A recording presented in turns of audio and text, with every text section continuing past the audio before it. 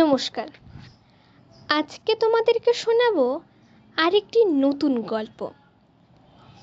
এই গল্পটা হলো শ্রীকৃষ্ণের ব্যাপারে। গল্পটির নাম ফলওয়ালির সৌভাগ্য। একদিন কৃষ্ণ ও বলরাম অপর সঙ্গী সাথীদের সঙ্গে উঠানে খেলা করছিলেন।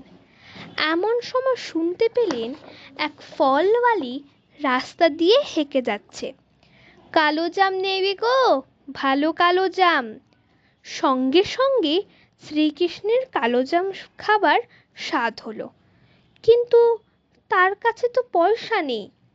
শ্রীকৃষ্ণ দেখলেন কাছেই এক জায়গায় শস্যদানা স্তূপাকারে সাজানো রয়েছে।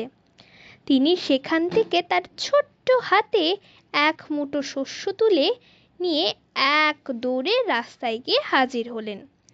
দৌড়ে যেতে যেতে আঙুলের ফাঁক দিয়ে অনেকটা শস্যই মাটিতে পড়ে গেল। তিনি ফলওয়ালির কাছে এসে তার ছোট্ট হাতখানি তার দিকে বাড়িয়ে দিয়ে বললেন, ওগো ফলওয়ালি, তুমি এই শস্যগুলো নিয়ে তার বদলে আমাকে কটা কালো জাম দাও না গো। শিশুর নয়নাভিরাম রূপ দেখে ফলওয়ালির চক্ষু জুড়িয়ে গেল।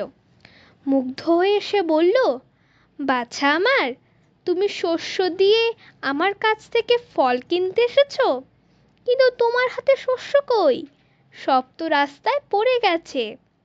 যা হোক, আমার ঝুড়ি থেকে তোমার যত ইচ্ছা তুমি তত ফল নাও।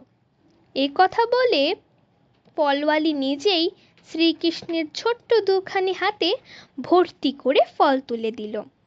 ফল নেবার আগে শ্রীকৃষ্ণ তার হাতের অবশিষ্ট শস্যের দানা কয়েকটি ফলওয়ালির ঝুড়িতে ফেলে দিলেন। ফল বিক্রি করে বাড়ি ফিরে গিয়ে ফলওয়ালি তার ঝুড়ির দিকে তাকিয়ে নিজের চোখে যেন বিশ্বাস করতে পারল না।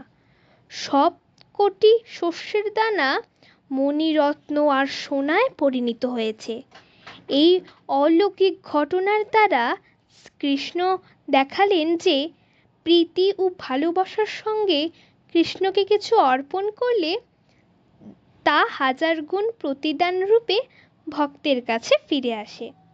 নমস্কার।